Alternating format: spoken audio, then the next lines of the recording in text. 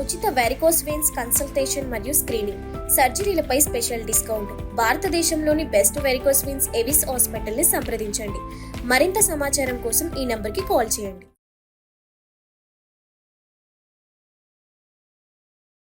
Hello sir. Sir, bad breath ఇంకా చాలా మందికి దీనిపై అవగాహన రావాలి సార్. అసలు పిల్లల్లో పెద్దల్లో బ్యాడ్ బ్రీత్ అనేది ఎందుకు వస్తుంది? What exactly it means? So ఈ బ్యాడ్ బ్రీత్ అనేది చిన్నపిల్లల్లో వస్తుందా అనేది చాలా మందికి డౌట్ ఉంటుంది. చాలా మందికి వస్తుంది చిన్నపిల్లల్లో. ఎందుకు వస్తుంది? వాళ్ళు సరిగా పెద్దవాళ్ళ మాట వినరు, పేరెంట్స్ మాట అస్సలు వినరు. వాళ్ళ పేరెంట్స్ కన్నా వాళ్ళ స్కూల్లో కానీ వాళ్ళలో టీచర్స్ చెప్తేనే వింటారు వాళ్ళు. సో దానివల్ల మేము వెళ్ళి మెడికల్ క్యాంప్స్ కండక్ట్ చేయటం, పిల్లలకి స్కూల్స్ లో ఎడ్యుకేట్ చేయటం, వాళ్ళకి డైరెక్ట్ చేయటం, వాళ్ళకి అవేర్నెస్ ప్రోగ్రామ్స్ కండక్ట్ చేయటం అనేది జరుగుతుంటది అనమాట పిల్లల్లో. సో ఆ బ్యాడ్ బ్రీత్ అనేది బ్రషింగ్ అనేది ఎట్లా చేయాలనేది తెలియదు వాళ్ళకి అసలు పిల్లలకి. వాళ్ళ పేరెంట్స్ రుద్దమంటారు, కూర్చోబెట్టి రుద్దుతుంటారు, వాళ్ళే అది రుద్దుతుంటారు. వాళ్ళకి టైం లేకపోతే అసలు పళ్ళే రుద్దరు, వెళ్ళంగానే రాగానే వాష్ చేసుకోమంటారు, స్కూల్కి పంపించేస్తారు ఇంకా. సో ఆ ప్రాబ్లమ్స్ అనేది దాని వల్లనే మెయిన్ పిల్లల్లో వచ్చే ప్రాబ్లమ్స్. సో దాని వల్ల ఏంటంటే బ్రషింగ్ టెక్నిక్స్ అనేది రౌండ్ గా చేయాలి. ఎప్పుడైనా రొటేటరీ డైరెక్షన్ లో అనేది బ్రషింగ్ టెక్నిక్స్ అనేది జరగాలి. అప్వర్డ్ అండ్ డౌన్వర్డ్ డైరెక్షన్ లోనే బ్రషింగ్ టెక్నిక్స్ అనేది చేయాలన్నమాట మెయిన్ మనం. అంతేగాని కూర్చొని ఇట్లా పెట్టి రుద్దుతుంటారు, కూర్చోబెట్టి ఇట్లా హారిజాంటల్ డైరెక్షన్ లో రుద్దుతే ఏమవుతుందంటే పళ్ళు అరిగిపోతాయి. చిగుళ్ళకి పళ్ళకి మధ్య గ్యాప్స్ వచ్చేస్తాయి అనమాట, క్రాక్స్ వస్తాయి. సో దాని వల్ల కూడా ఈ తీపులు రావటం, పళ్ళు చిన్నపిల్లల్లో కూడా ప్రాబ్లమ్స్ అనేది మనం ఫేస్ చేయటం చూస్తుంటాం. సో దాని వల్ల కూడా ఎక్కువసేపు నార్మల్ గా బ్రషింగ్ అనేది ప్రాపర్ గా ఫాలో అవ్వకపోవటం వల్ల ఈ ఓరల్ బ్యాడ్ బ్రీత్ అనేది కనపడుతుంటది పిల్లల్లో. సో వాళ్ళు రెగ్యులర్ గా చక్కగా బ్రష్ చేసుకుంటే కనుక అసలు పుచ్చి పళ్ళే ఉండవు, పెప్పి పళ్ళు కానీ ఇట్లాంటి బ్యాడ్ బ్రీత్ కానీ ఇట్లాంటి ప్రాబ్లమ్స్ అసలు ఉండవు. స్కూల్స్కి వెళ్ళి చూస్తుంటాం మేము, కొన్ని కార్పొరేట్ స్కూల్స్ లో చూస్తే నీట్ గా ఉంటారు పిల్లలు. చక్కగా వాళ్ళకి ఎట్లాంటి మాక్సిమం 100% లో 95% టీత్ బాగుంటాయి, పిప్పి పళ్ళు అనేవి ఉండవు. ఇక ఎత్తు వంకర పళ్ళు అనేది క్యాజువల్ గా మనం అందరిలో చూసేటట్టు ఉంటాం.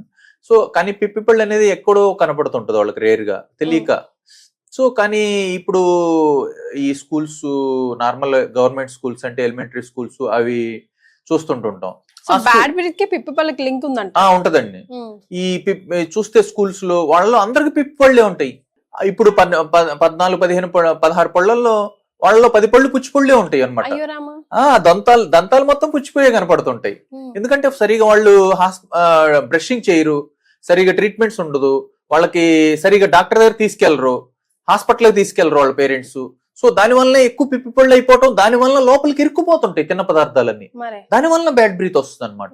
సో అట్లాంటి ప్రాబ్లమ్స్ అనేది ఎక్కువగా పిల్లల్లో చూస్తుంటుంటాం. పెద్దల్లో అండి, ఇంకా పెద్దవాళ్ళు చిన్న పిల్లలు అయితే కనుక ఫిల్లింగ్స్ చేయాలన్నమాట ట్రీట్మెంట్స్. ఈ ట్రీట్మెంట్ ప్రొసీజర్ అనేది చూసుకొని మేము ఫిల్లింగ్స్ చేయటం వల్ల దాని వలన బ్యాడ్ బ్రీత్ నుంచి కరెక్ట్ చేయటం, చిగుళ్ళు ఏదైనా ప్రాబ్లమ్స్ ఉంటే స్కేలింగ్ లాంటి ట్రీట్మెంట్స్ చేయించుకోవటం అనేది చిన్నపిల్లలు దాన్ని కరెక్ట్ చేసేస్తారు.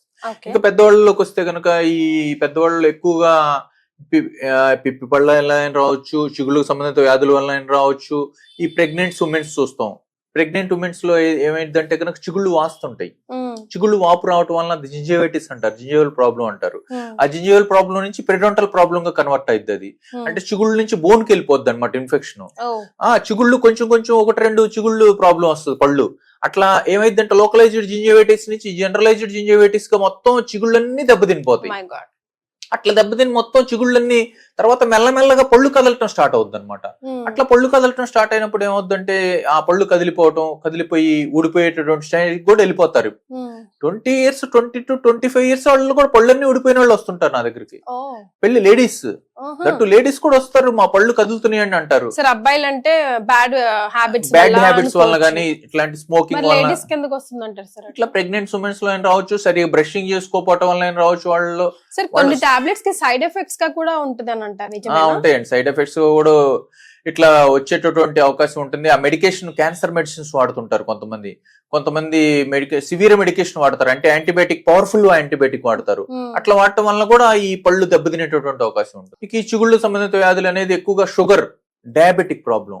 ఈ డయాబెటిక్ లో ఇన్సులిన్ మీడియేటెడ్ అని, నాన్ ఇన్సులిన్ మీడియేటెడ్ అని 2 రకాలు ఉంటాయి. ఆ డయాబెటిక్ ప్రాబ్లమ్స్ ఉన్న వాళ్ళలో కూడా పదులు కదలటం, చిగుళ్ళు ఇన్ఫెక్షన్స్ ఫామ్ అయ్యి సివియర్ అయిపోవటం, దాని వల్ల పళ్ళు కదిలి ఊడిపోయేటటువంటి అవకాశం ఉంటుంది. దాని వల్ల కూడా బ్యాడ్ బ్రీత్ అనేది సివియర్ గా ఉంటుంది. సరిగా ఇంకా కొంతమందికి బ్రషింగ్ టెక్నిక్స్ అనేది తెలియకపోవడం వల్ల పెద్దవాళ్ళు కూడా బ్రషింగ్స్ అనేది సరిగా చేసుకోరు. అసలు బ్రష్ చూస్ చేసుకోవడం కూడా చాలా మ్యాజిక్ కదా సార్. సాఫ్ట్ బ్రష్ వాడాలి. పేస్ట్ కూడా అవును, మీరు అడిగినట్టు బ్రష్ చూస్ చేసుకోవడం అంటే సాఫ్ట్ బ్రషెస్ వాడాలి కంపల్సరీ, పిల్లలైనా పెద్దవాళ్ళైనా. ఓకే. హార్డ్ బ్రషెస్ వాడితే ఏమైందంటే పళ్ళు అరిగిపోతాయి కానీ పళ్ళు సరిగా క్లీన్ అవు. సో ఈ టెక్నిక్ అనేది చాలా ఇంపార్టెంట్. చిన్నపిల్లలు అయితే కిడోడెంట్ లాంటి పేస్ట్లు వాడాల్సి వస్తుంది. పెద్దవాళ్ళలో నార్మల్ రెగ్యులర్ ఆయుర్వేదిక్ కానీ ఇట్లాంటి ఏదైనా వాడుకోవచ్చు, ప్రాబ్లం అయితే ఉండదు.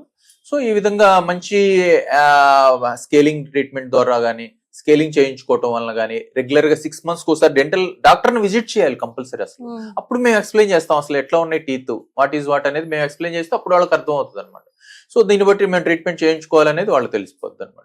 సో ఈ విధంగా స్కేలింగ్ లాంటి ట్రీట్మెంట్ చేయించుకోవటం వల్ల మౌత్ వాషెస్ అనేది వెళ్తారు మెడికల్ షాప్ లోకి వెళ్ళి ఏదో ఒకటి తీసుకో మెడికేటెడ్ ఏదో ఆ టీవీలో చూస్తుంటారు కదా, ఓవర్ ది కౌంటర్ దొరికేవి తీసేసుకుంటారు. ఆ టీవీలో చూస్తుంటారు కాబట్టి ఆ పేస్ట్లు అనేది అడుగుతారు, ఎదుగోనండి ఆ టీవీలో చూస్తే సెన్సుఫామ్ ఆ పేస్ట్ ఇవ్వండి, ఒకటి సెన్సుడెంట్ పేస్ట్ ఇవ్వండి అంటారు. దానివల్ల పళ్ళు తీపులు అంటే పళ్ళు అరిగిపోతాయి. పళ్ళు అరిగిపోతాయి, వాళ్ళకి తెలియదు ఆ పళ్ళుకి ప్రాబ్లం వస్తుంది. ఆ పేస్ట్ ప్రాబ్లం లేకుండా వాడకూడదు ఎవరు, మెడికేటెడ్ పేస్ట్ అనేది ప్రాబ్లం ఉంటేనే వాడాలి కంపల్సరీ. సో వాళ్ళకి తెలియకపోవటం వల్ల, తెలియనితనం వల్ల ఆ పళ్ళుని దెబ్బ తీసుకుంటారు వాళ్ళే. సో ఇట్లాంటి డయాబెటిక్ ప్రాబ్లమ్స్ ఉన్న వాళ్ళని కానీ, క్యాన్సర్ పేషెంట్స్ కానీ ఇట్లాంటి వాళ్ళన దెబ్బతినేటటువంటి అవకాశం చిగుళ్ళు ఉంటుంది. దానివల్ల బ్యాడ్ బ్రీత్ వచ్చే అవకాశం ఉంటుంది. ఇకపోతే smoking is injurious to health అని చెప్పేసి నెత్తి నోరు మొత్తుకొని చెప్తానే ఉంటాం మనందరం. ఇక చెప్తుంది సార్ చెప్తుంటుంటాం. ఇక ఇంటర్వెల్ లో వస్తే సరదాగా ఏదో చెప్తారులే అనుకుంటారు కానీ దానివల్ల స్మోకింగ్ వల్ల వాళ్ళ ఫ్యామిలీస్ ఎంత దెబ్బతింటాయి, వాళ్ళ లైఫ్ ఎంత స్పాయిల్ అవుతుంది, వాళ్ళ పేరెంట్స్ ఎంత ఇబ్బంది పడతారు. వాళ్ళ పేరెంట్స్ చిన్నప్పటి నుంచి పెంచుకొని పెద్ద అయిన తర్వాత వాళ్ళకి అదొక స్టైల్ గా ఫీల్ అవుతారు కానీ ఆ స్మోకింగ్ అనేది చేయకూడదని తెలియదు చాలా మంది. దానివల్ల మెయిన్ 90% ఆ ఇన్ఫెక్షన్స్ రావటం, చిగుళ్ళు దెబ్బతింటం, అట్లా బ్యాడ్ బ్రీత్ వచ్చేటటువంటి అవకాశం. సో స్మోకింగ్ అనేది 100% అవాయిడ్ చేసేసేయాలి. సో ఇట్లా రెగ్యులర్ గా 2 times గార్గిల్ చేయటం, మౌత్ గార్గిల్ చేయటం, ఇట్లాంటి టెక్నిక్స్ ఫాలో అవటం వల్ల, స్కేలింగ్ చేయించుకోవటం, డాక్టర్ తో ట్రీట్మెంట్ చేయించుకోవటం వల్ల ఈ బ్యాడ్ బ్రీత్ నుంచి పర్మనెంట్ గా క్యూర్ చేసేటటువంటి అవకాశం ఉంది. Alright sir, thank you so much. Welcome.